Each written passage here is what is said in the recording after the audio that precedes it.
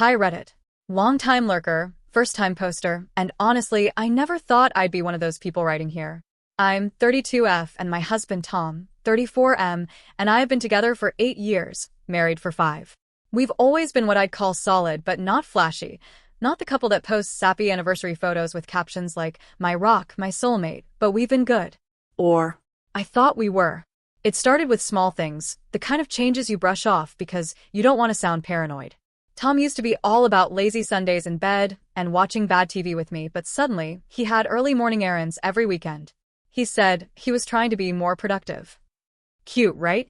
Except, productive apparently meant wearing cologne and freshly ironed shirts to go buy screws from Home Depot for 3 hours. Then came the phone thing. Tom has always been one of those my phone is dying again people, 10% battery by noon, always leaving it around the house. But now? That man carried his phone like it was an organ transplant. It was either glued to his hand or face down, screen locked. And he started laughing at his texts. Like, actual giggles. When I'd ask what was so funny, he'd say stuff like, oh, just a meme from the guys. But his ears would go red, and he'd fumble with his phone like a teenager caught watching something he shouldn't. I told myself it was stress. Work had been rough, and maybe he needed space. I wanted to believe that, because believing anything else felt like pulling the rug out from under my entire life. But the gut feeling wouldn't shut up. You know that buzzing in your stomach that says something's wrong, but your brain's like, nope, we're fine, carry on? Yeah, that was me for months. And looking back now, I can't believe how many little signs I ignored. So here's where things got messy. One random Tuesday, Tom told me he had to work late. Totally normal, he's a project manager and sometimes stays after hours. Except this time, he came home smelling like a different shampoo. Not perfume, not cologne, shampoo. The scent was floral, too. I remember hugging him, trying to play it cool, and he stiffened up like I just caught him stealing. I asked, new conditioner?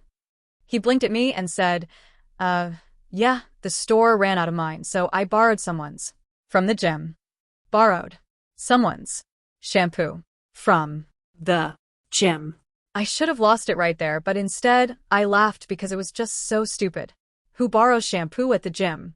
He got defensive, said I was acting weird lately, and that he didn't want to feel policed. So, I dropped it. Mistake number 1, folks.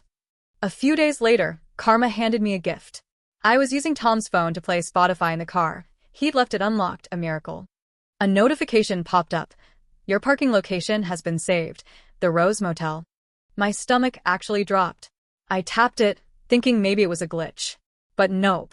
Google Maps showed a neat little red pin dropped right there at the Rose Motel, about 20 minutes from his office. And there were multiple visits logged over the past month. I sat there, gripping the phone, my brain doing gymnastics trying to make it make sense. Maybe he was helping a friend? Maybe it was a client? Maybe he just liked the vibe of roadside motels? But deep down, I knew.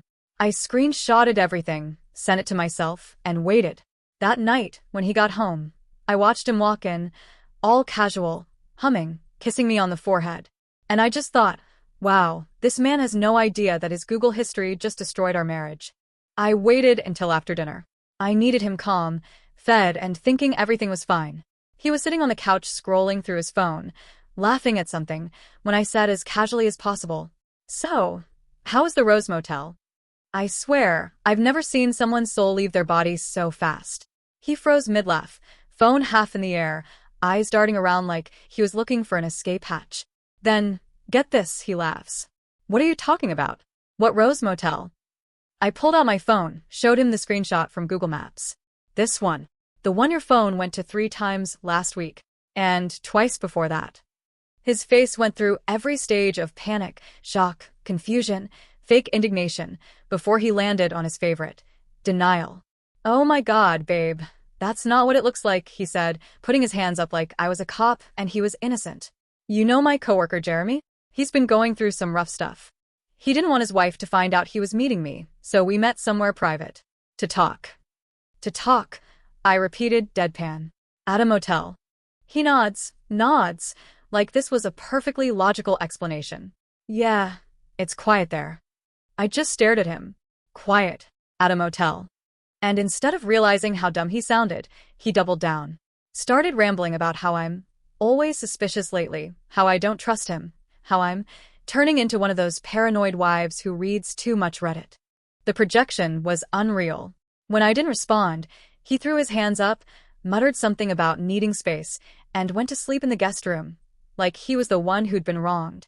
I remember lying awake that night, staring at the ceiling, thinking, if this man really believes that motel story makes sense, then I'm either married to a terrible liar or a complete idiot. And honestly, I wasn't sure which was worse. The next morning was surreal. He walked into the kitchen like nothing had happened, humming, making coffee, asking me if I wanted toast, like we hadn't just had a motel confrontation 12 hours earlier. I watched him move around the kitchen, pretending to be normal, and it hit me. He was comfortable with the lie. Like he'd been rehearsing this fake normalcy for weeks. Maybe months. I couldn't even look at him. My brain felt like static. Every time he spoke, I heard two voices, the one I'd married, and the one who just gaslit me with quiet motel chats. He kissed me on the forehead before leaving for work. I flinched without meaning to. The touch felt foreign now, like someone else's husband had accidentally walked into my house. After he left, I just sat there in silence. No crying yet. Just that weird, hollow quiet where your body's still catching up to your brain. You know that feeling? Like your emotions are buffering. And that's when something in me snapped from disbelief into focus. If he was going to lie that easily to my face, I needed proof. Real proof. No more benefit of the doubt, no more. Maybe I misunderstood. So I grabbed my laptop, opened our joint bank account, and started digging. So I'm sitting there, heart pounding, half hoping I'm wrong, half knowing I'm not. I log into our joint bank account, and within seconds I see it. The Rose Motel, $187.42. 2 nights. 2 whole nights. Along with it were a few smaller charges that didn't make sense. Dinners at places I'd never heard of, Uber rides from random addresses nowhere near his office, and a few sketchy Venmo transactions with just heart emojis in the memo. The man can barely text me, okay, without sounding irritated, but he's out here sending heart emojis to someone else? I just stared at the screen, numb. The proof was right there, glowing in my face, but my brain still kept trying to soften it. Like, maybe the motel charge was work-related. Maybe the dinners were team outings. Maybe. And then my email pinged. It was an automated alert from our credit card company. Apparently, my genius husband had used the shared card to pay for his motel stay. He didn't even bother to cover his tracks. So I called the motel. Told them I was Mrs. Thompson checking for a lost wallet, which technically wasn't a lie. I had lost something, my peace of mind. The woman on the phone was polite. She looked up the name, then said cheerfully, "Oh yes, Mr. Thompson and his guest checked out Thursday morning. I'll let the cleaning staff know to keep an eye out for it." His guest. I thanked her, hung up, and just sat there for a while. I didn't cry. Not yet. I just felt still, like the air had stopped moving. And that's when the anger started to replace the shock. Slow, quiet, and sharp. By the time he got home that night, I had the screenshots printed out, the bank statement open, and my laptop waiting on the table like a courtroom exhibit. I was done playing dumb. He walked in all casual, humming, kicking off his shoes, asking, "What's for dinner?" I said, "Proof." He froze, halfway through taking off his jacket. I slid the papers toward him. Motel charges, Venmo hearts, Uber rides from her address. Every breadcrumb laid out. For a full 10 seconds, he didn't say a word.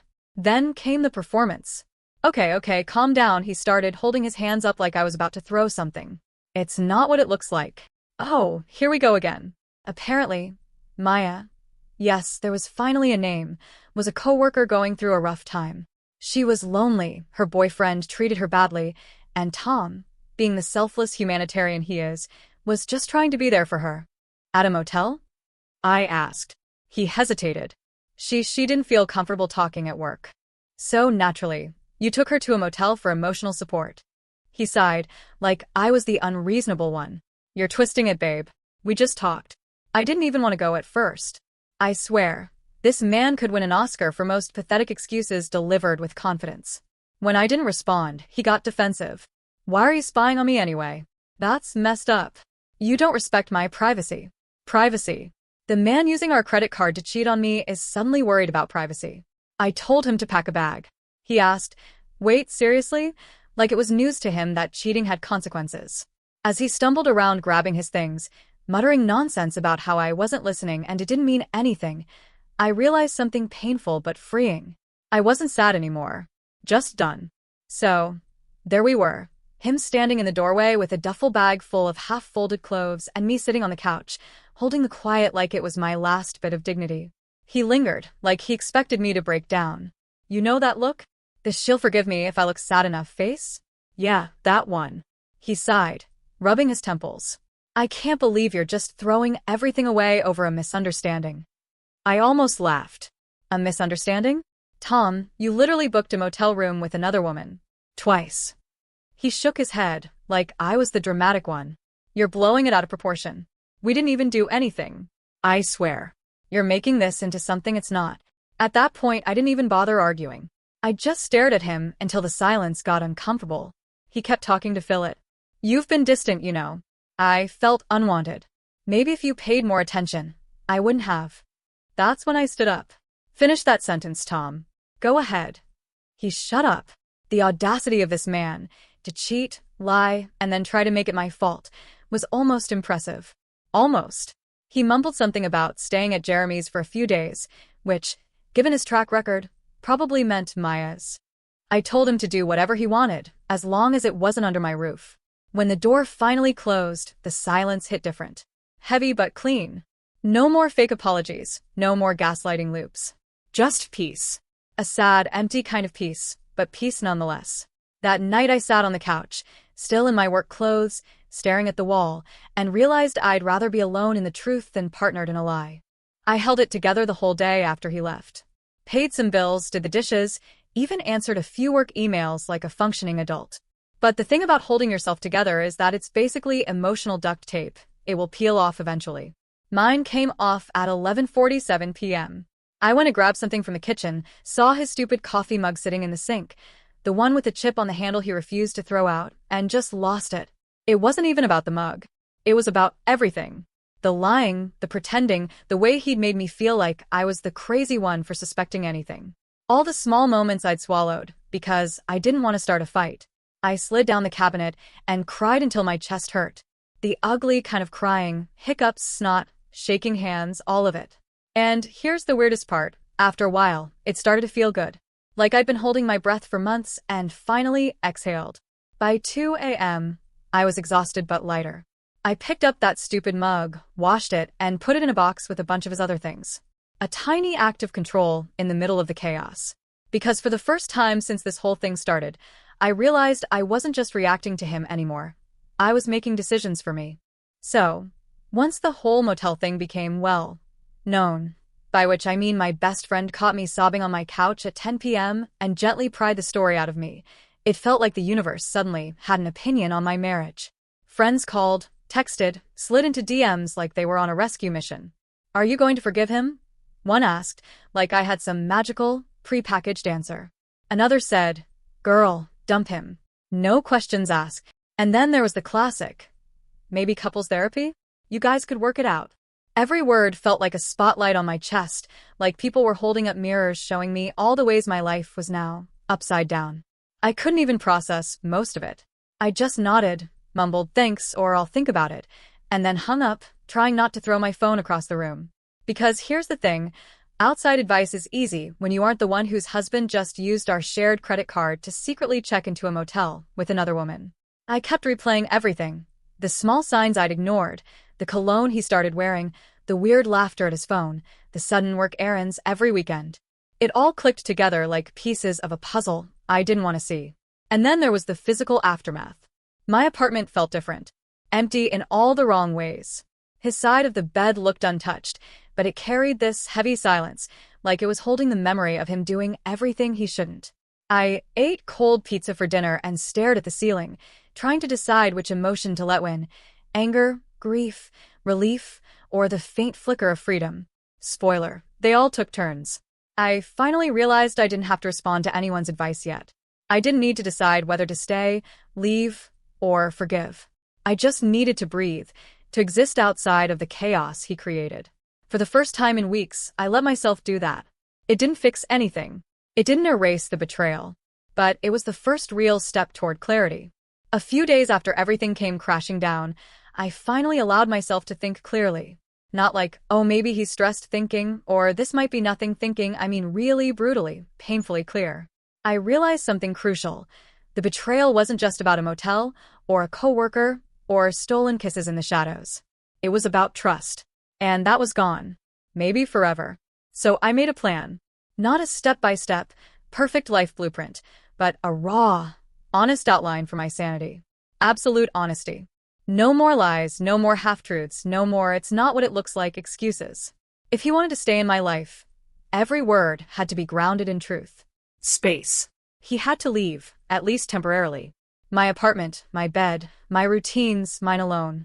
I needed to breathe without wondering if he was messaging someone else 5 feet away. Self-priority. This one hurt the most. I had spent so many years prioritizing him, his work stress, his feelings, even his stupid excuses, over myself. That stops now. Every decision I make from here forward is for me first. When I told him, I remember his face, a mix of confusion, disbelief, and that classic, "I can't believe she's doing this to me" look. "Wait, you're thinking of leaving?" he said, like leaving was optional, like he had the power to veto my emotions. I didn't yell. I didn't cry yet. I just looked at him and said, "I'm thinking about me. That's all. You don't get to decide my feelings anymore." It felt like a weight lifted, like someone had turned the lights on in a dark room I'd been stumbling through for years. Not because I was happy, I wasn't. Not because I had closure, I didn't. But because I had control. And for the first time since discovering the affair, I felt grounded. The days after I drew those lines were chaotic, to say the least. It's like my emotions were on a tilt-a-whirl I didn't sign up for. One minute I'd feel hollow, like a part of me had been ripped out and I'd never get it back. The next, I'd be seething with anger so sharp it made my hands shake.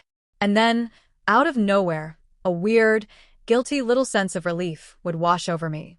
I cried more than I ever thought I would. Ugly crying, shaking, sobbing into the pillow until my face was raw and my chest ached. I cried over him, over what we had, over the me I thought I'd lost in trying to make this marriage work. Then came the anger. Oh, the anger. I replayed every stupid little lie he told me. The shampoo excuse, the quiet motel story, the ridiculous just talking line, and it made me furious.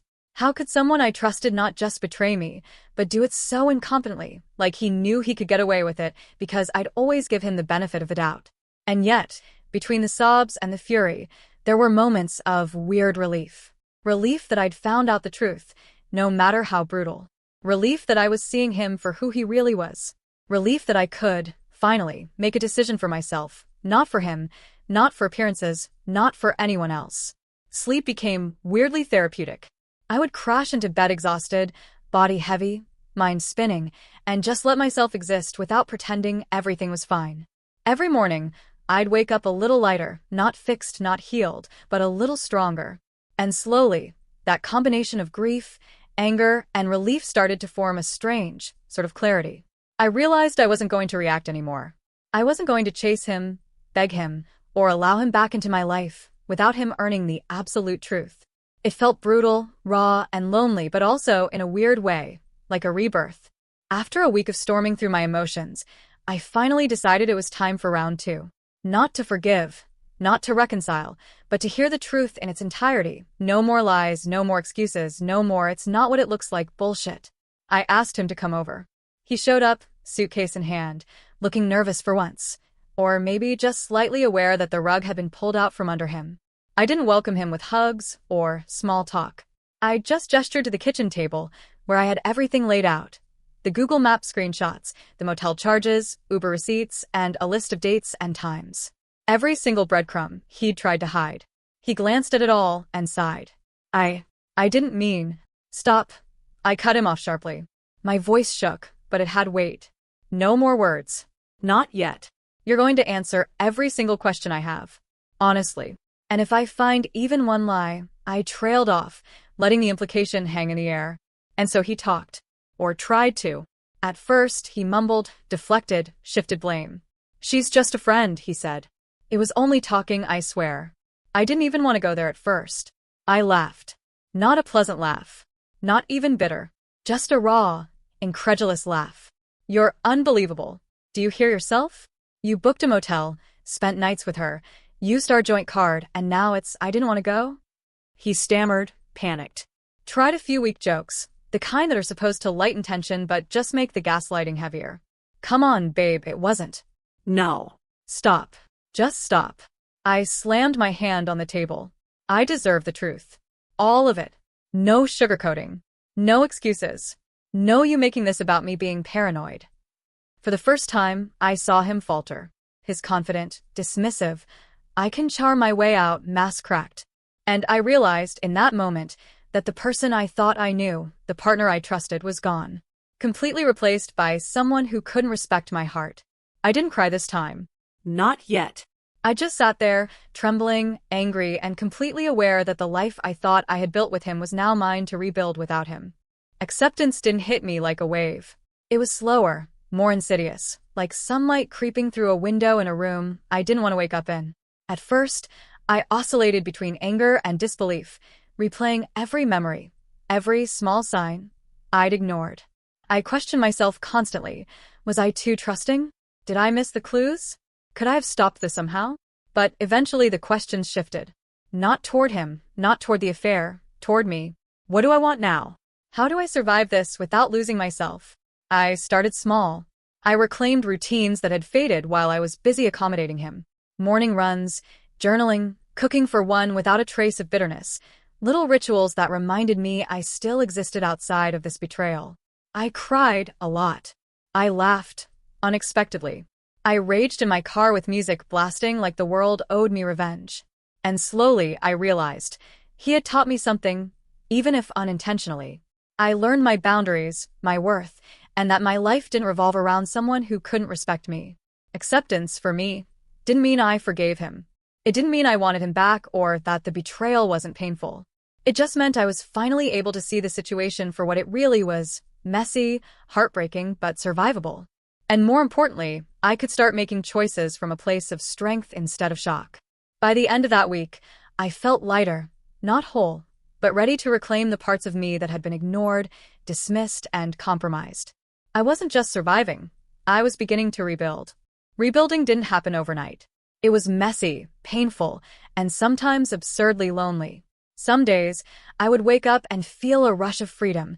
No excuses, no lies, no constant questions gnawing at my mind. Other days, the loneliness hit like a physical blow, and I would catch myself reaching for my phone to text him, only to remember I didn't have to. I started setting boundaries. Friends knew not to mention him unless I brought it up. I deleted his contact from my phone, removed the reminders of him from my calendar, and boxed up things that screamed us. Photos, trinkets, even the stupid mug he left behind. I kept a few things for memory, not nostalgia. I reconnected with myself. I took long walks without thinking of him. I revisited hobbies I'd abandoned: reading, painting, even terrible attempts at baking. I learned that silence could be healing, not just scary. I allowed myself to feel every single wave of emotion: anger, grief, relief, and occasionally, a weird, guilty sense of peace. It wasn't about revenge, and it wasn't about proving anything to him. It was about me. Rebuilding wasn't about forgetting. It was about remembering who I was without someone constantly undermining me. I realized I didn't need a partner to validate my life or my worth. I needed honesty, respect, and the ability to trust, and if someone couldn't give me that, they didn't belong in my life. By the end of the month, I could finally sit in my apartment alone and feel okay. Not fully healed, not invincible, but strong. Enough to know that I'd survived something terrible and come out with a sense of myself intact. Sitting here now, weeks later, I can finally breathe without that tight, twisting anxiety in my chest. I've replayed everything 1,000 times in my head: the motel charges, the lies, the excuses, the ridiculous shampoo story, and I've realized something important. This betrayal was never a reflection of my worth. It was a reflection of him and his inability to respect, love, or even communicate honestly. I've learned that pain is complicated. It's not linear. You don't just go from shock to anger to acceptance neatly. You spiral. You fall back. You rage. You cry. You laugh. And that's okay. All of it is part of reclaiming yourself. I've learned that boundaries aren't cruel, they're necessary. Saying no to his presence in my life, to the constant manipulation, to his gaslighting, was the most empowering thing I could do. I realized I don't need someone to complete me. I need someone who enhances me, and if they can't even meet the most basic standards of honesty, they don't belong. I've also learned that it's okay to feel conflicting emotions. I can be angry and sad, and relieved all at the same time. I can mourn the person I thought I married, while celebrating the person I'm rediscovering. So, my advice to anyone in a similar situation: trust your instincts. If something feels off, it probably is. Don't dismiss the little gut feelings, they're trying to protect you. Document everything. It might feel paranoid at the moment, but evidence is power, especially if confrontation is unavoidable. Prioritize yourself. Don't stay out of fear, guilt, or obligation. Your life is yours to live, not to fix someone else's mistakes. Allow yourself to grieve. Cry, scream, rant, whatever you need. Bottling it up only prolongs the healing. Reclaim your life. Even small steps, reorganizing your space, reconnecting with hobbies, spending time alone, matter more than you realize.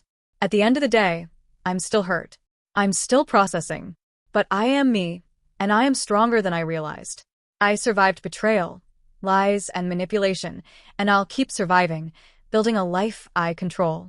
So, Reddit, if you're reading this, I want you to know, you are allowed to put yourself first. You are allowed to walk away from dishonesty, from disrespect, from betrayal. And most importantly, you are allowed to heal, even if it's messy, slow, and brutally real.